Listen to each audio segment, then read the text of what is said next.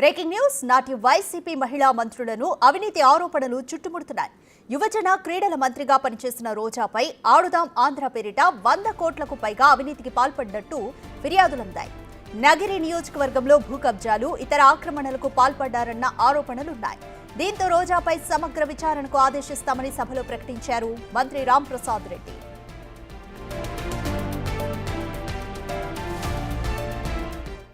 ఆడుదాం ఆంధ్రాలో గత ప్రభుత్వంలో 119 కోట్లు ఖర్చు పెట్టారు. ఇది ఏ విధంగా ఖర్చు పెట్టారు, దీంట్లో అవకతవకలు జరిగినాయా లేదని అడుగుతున్నారు అధ్యక్ష. ఇప్పుడు కూడా మా గౌరవ సభ్యులు చాలా మంది దాని మీద డౌట్ వ్యక్తపరుస్తున్నారు కాబట్టి తప్పకుండా దీని మీద ఒక ఇండిపెండెంట్ ఎంక్వైరీ చేపిస్తాం అధ్యక్ష. 45 రోజుల్లోనే దీంట్లో ఎవరైతే తప్పు చేసిన అధికారులు అయితేనే ప్రజాప్రతినిధులు తప్పకుండా శిక్షిస్తాము. తప్పకుండా ఈ రిపోర్ట్ అంతా సభ దృష్టికి తీసుకొని వస్తాం అధ్యక్ష. ఆడుదాం ఆంధ్రాలో గత ప్రభుత్వంలో మరో మంత్రి విడుదల రజనీపై వరుస వివాదాలు చెలరేగుతున్నాయి. రజనీ అక్రమాలపై పదుల సంఖ్యలో ఫిర్యాదులందాయి. ఇప్పటికే 2 కేసులలో ముందస్తు బెయిల్ కోసం హైకోర్టును ఆశ్రయించారు మాజీ మంత్రి రజనీ. ఇదిలా ఉంటే చిలకలూరిపేటలో భూ ఆక్రమణలు, బెదిరింపులు, దౌర్జన్యాలు, కబ్జాలతో సినిమా ఫక్కీలో రజనీ అనుచరులు సీన్ క్రియేట్ చేసిన ఆరోపణలున్నాయి. స్టోన్ క్రషర్ యజమానులను బెదిరించిన కేసులో విచారణ చేపట్టారు సిఐడి అధికారులు. విడుదల రజనీ గారి పిఏ ఒకరోజు వచ్చి మా కష్టకాడికి మిమ్మల్ని రజనీ గారు కలవమన్నారు అని చెప్పారు. సరే ఎందుకు అని చెప్పి మేము వెళ్ళి కలిసామండి. కలిస్తే మీరు నేను ఎమ్మెల్యే అయినాక మీరు ఇంతవరకు కలవలేదు, నన్ను కలవాలి కదా, ఎందుకు కలవలేదు? సరే ఆ విషయాలన్నీ మా పిఏ రామకృష్ణ మాట్లాడతాడు, రామకృష్ణను కలవండి అని చెప్పారండి. ఇట్లా ఎమ్మెల్యే గారికి 5 crores 5 కోట్లు ఇవ్వండి, మీరు వ్యాపారం రన్ చేసుకుంటున్నందుకు ఈ నియోజకవర్గంలో అని చెప్పారు. అన్ని అనుమతులతో నడుపుతున్నాము, ఎందుకు ఇవ్వాలంటే ఇవ్వాల్సిందే, మీరు ఒకసారి మరి ఎమ్మెల్యే గారు చెప్పారు అని అన్నారు. సరే మేము ఆలోచించుకుంటా కలవలేదు 2 నెలలు. తర్వాత ఒకరోజు సడన్గా విజిలెన్స్ ఎస్పీ వాళ్ళ సిబ్బందితో 20 మంది సిబ్బందితో వచ్చి ప్రెస్లో రైడ్ చేశారండి. మీ అన్ని లోపాలు ఉన్నాయి అని చెప్పి వెళ్ళి మరుసటి రోజు మైనింగ్ వాళ్ళని పంపించి క్వారీలన్నీ మీకు ఎంతంత క్వాంటిటీలు వచ్చినాయి, ఇంత ఎక్కువ కొట్టారు, దానికి గాను మీకు 50 కోట్ల పెనాల్టీ పడుతుంది అని చెప్పారు. అలా వచ్చి తర్వాత ఎమ్మెల్యే గారిని కలిసాము. కలిస్తే మాకు ఇవ్వాల్సిందే డబ్బులు అని చెప్పి అన్నారు. తర్వాత మళ్ళీ మేము మాకు ఏం చేయాలో తోసకపోతే తర్వాత ఎస్పీ గారే ఒకరోజు మార్చి ఆఖరు వస్తుంది, మార్చి ఆఖరిలో సెటిల్ చేసుకుంటారా, క్లోజ్ చేయమంటారా, అదే పెనాల్టీ రేజ్ చేయమంటారా 50 కోట్లు, మీరు మార్చిలో చేసుకుంటే చేసుకోండి, నేను పెనాల్టీ రేజ్ చేస్తాను 50 కోట్లు అని చెప్పి అన్నారు. సరే మేము అట్లా కాదని చెప్పి అంటే ఎస్పీ గారు సరే మీరు రామకృష్ణ గారితో కాదు గోపితో మాట్లాడుకోండి అని చెప్పారు. సరే గోపి గారిని కలిస్తే సరే ఇవన్నీ కాదులే, ఒక 2 కోట్లు ఇవ్వండి, ఫైనల్ చేస్తానని చెప్పారు.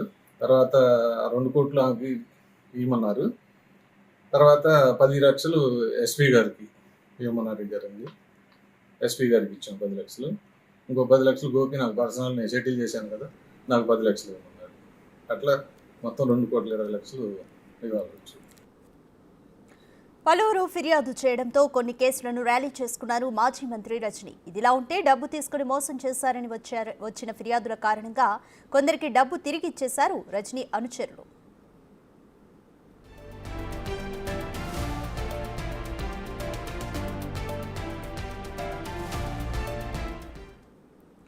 మోర్ డీటెయిల్స్ మా ప్రతినిధి శివ అందిస్తారు.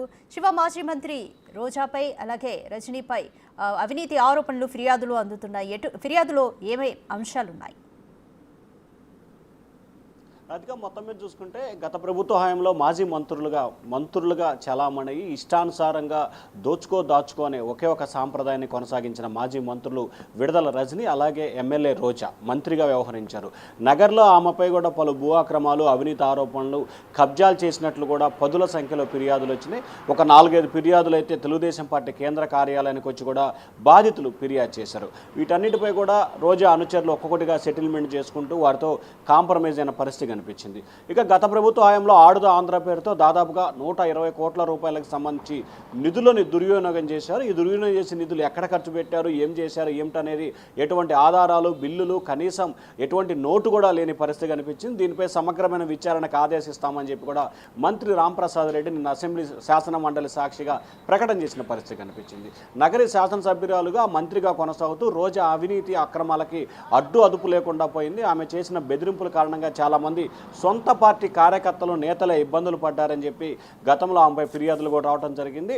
ఆమె సోదరుడు, సోదరుల నుంచి అవినీతి కావాలని, డబ్బులు కావాలని డిమాండ్ చేసిన సమయంలో అప్పటి సీఎం జగన్మోహన్ రెడ్డి కూడా వచ్చి ఫిర్యాదులు చేసిన సంఘటనలు చాలా ఉన్న పరిస్థితి కనిపిస్తూ ఉంది. సో రోజా వ్యవహారానికి సంబంధించి కూడా నూతనంగా ఏర్పడిన ప్రభుత్వం దీనిపై కూడా సమగ్రమైన విచారణకి ఆదేశిస్తామని చెప్పి కూడా స్పష్టమైన ప్రకటన చేశారు. దానికి సంబంధించిన విచారణ ఇవాళ రేపట్లో కూడా ప్రారంభమయ్యే అవకాశం కనిపిస్తూ ఉంది. ఇప్పటికే ఆడుదాం ఆంధ్రప్రదేశ్కు సంబంధించి జరిగిన అక్రమాలపై కూడా పలు ఫిర్యాదులు కూడా నమోదైనట్లు కూడా తెలుస్తూ ఉంది రాధిక.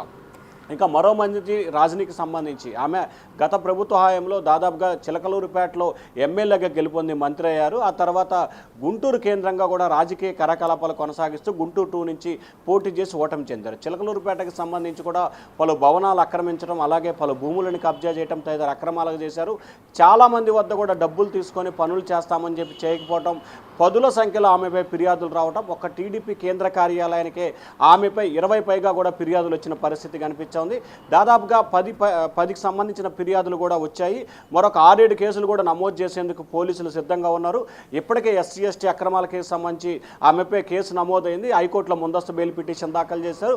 మరొక వైపు ఆ చిలకలూరుపేటకు సంబంధించిన భూ వివాదాలకు సంబంధించి ఇంకొకటి హైకోర్టులో ముందస్తు బెయిల్ పిటిషన్ దాఖలు చేశారు. అలాగే చిలకలూరుపేటకు సంబంధించి ఒక షాపింగ్ కాంప్లెక్స్ను తక్కువ రేటుకి విక్రయించలేదని చెప్పి కూడా బలవంతంగా కాలువ దోవి షాప్కి వెళ్ళటం, అంటే షాపింగ్ మాల్కి వెళ్లకుండా అడ్డుకున్న ఘటనకు సంబంధించి కూడా పోలీసు అధికారులకి ఫిర్యాదు చేశారు. అలాగే స్టోన్ క్రషర్కి సంబంధించి ఒక్కొక్క స్టోన్ క్రషర్లు 2 నుంచి 5 కోట్ల రూపాయలు ఇవ్వాలని చెప్పి బెదిరింపులకు పాల్పడ్డారు. అలాగే ఎడ్లపాడు మండలం ఎడ్లపాడు సంబంధించి భూములకు సంబంధించి కూడా భారీ ఎత్తున డబ్బులు వసూలు చేసిన సంఘటనలు ఉన్నాయి. వీటిలో కొన్ని ఫిర్యాదులకు సంబంధించి కూడా ఏదైతే టీడీపీ కేంద్ర కార్యాలయంలో ఫిర్యాదులు చేసిన వాటిల్లో దాదాపుగా 7-8 మంది ఫిర్యాదులకు సంబంధించి వారు వెళ్ళి వాళ్ళ అనుచరులు వారు ఇచ్చిన డబ్బులు తిరిగి చెల్లించినట్లు కూడా బాధితులే చెప్పిన పరిస్థితి కనిపిస్తూ ఉంది. ప్రస్తుతం ఏదైతే చిలకలూరుపేటకు సంబంధించి బాలాజీ స్టోన్ క్రషర్కి సంబంధించి ఏసీబీ టు సిఐడి అధికారులు కూడా సమగ్రమైన విచారణ కొనసాగిస్తున్నారు. ఇప్పటికే గవర్నర్ అనుమతి కూడా తీసుకున్నారు. 1-2 రోజుల్లోనే కేసు నమోదు చేసి ఆమెను విచారణకు పిలిచే అవకాశాలు కనిపిస్తూ ఉన్నాయి. మొత్తం మీద చూసుకుంటే మహిళా మంత్రులు మహిళలకి, ప్రజలకి మేలు చేయాల్సింది పోనిచ్చి వారిద్దరూ స్వలాభం కోసం పనిచేసిన సంఘటన అయితే గత ప్రభుత్వంలో కొనసాగింది రాధిక. శివ, మంత్రి రాంప్రసాద్ రెడ్డి సభలోనే రోజాపై సమగ్ర విచారణకి ఆదేశిస్తామని కూడా ప్రకటించారు. దీనిపై రోజా ఏ విధంగా స్పందిస్తుందనుకోవచ్చు? అంటే ఇప్పటికే ఈ అంశానికి సంబంధించి గతంలో అంటే ఒక ఇదేనే కాదు, తనని కూడా అరెస్ట్ చేయాలని చెప్పి చూస్తున్నారు. చేసుకోనివ్వండి అని చెప్పి ఆమె సమాధానం చెప్పిన పరిస్థితి కనిపించింది. ఆడుదాం ఆంధ్రాకి సంబంధించి గతంలో ఆమె నగరి తిరుపతిలో మీడియాతో మాట్లాడిన సమయంలో తాను ఎక్కడా ఎటువంటి అక్రమాలకు పాల్పడలేదు, కావాలనే కూటమి ప్రభుత్వం కక్షపూరితంగా వ్యవహరిస్తుందని చెప్పి గతంలో అయితే మాట్లాడారు. ప్రస్తుతం రాంప్రసాద్ రెడ్డి శాసన మండలిలో చేసిన ప్రకటనకు సంబంధించి రోజా కానీ, ఇటు వైఎస్ఆర్సీపీ నేతలు కానీ, లేదా నగర నియోజకవర్గ సంబంధించిన వైఎస్ఆర్సీపీ నేతలు ఎవరు కూడా ఇప్పటివరకు స్పందించలేదు. ఖచ్చితంగా ఆమె ఈ రోజు స్పందించే అవకాశాలు అయితే కనిపిస్తా ఉన్నాయి రాధిక. Thank you Shiva.